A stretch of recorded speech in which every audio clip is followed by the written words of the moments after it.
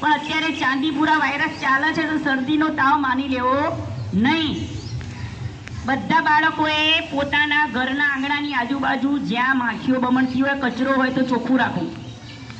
એને અટકાવવાના ઉપાયની વાત કરું. હવે સૌથી પહેલા રોગ શેનાથી થાય એ કીધું.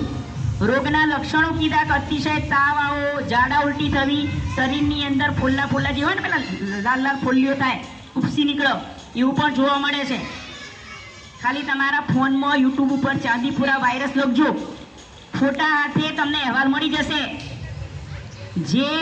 જે વિષય બાજુ જે બાજુ હવા હોય એ બાજુ થોડું વાકેફ થવું જોઈએ. હવે એના અટકાવવાના ઉપાય તો આપણા ઘર અથવા આજુબાજુ ક્યાંય ગંદકી હોય, માખીઓ બમણતી હોય, ભેજવાળું વાતાવરણ હોય તો દૂર કરવાનું. આપણો કચરો છે કચરાની યોગ્ય નિકાલ કરી દેવાનો.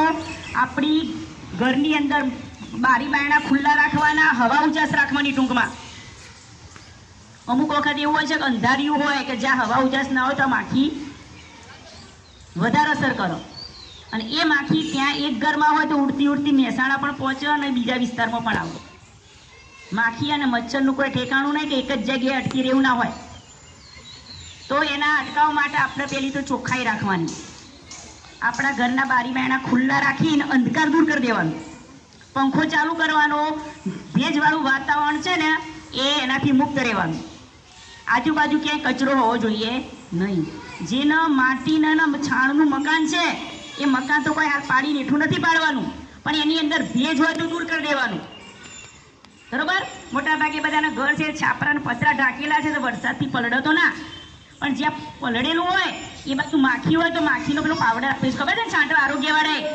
ના હોય તો આરોગ્યમાં જઈને કે કોથળી લઈ આવજો, મારા ઘેર બહુ ગંદકી છે, માખીઓ બમણા છે, પોતે પાવડર આપશે અથવા છાંટવા આવશે.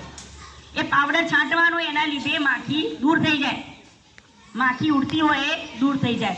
આપણી શાળામાં પણ જ્યાં ઢગલો દેખાય, કચરાનો ઢગલો છે, માખી બમણા છે તો ત્યાં તમારે જવાનું નહીં. ખાલી સૂચના આપવાની, બેનો કે બેન અહીં માખી છે તો એ પછી વાળવાવાળા ભાઈ આવે છે એમને કહીને આપણે નિકાલ લાવી દઈશું. ઓકે, હવે રૂમની અંદર આ વિડીયો જોવાનો છે.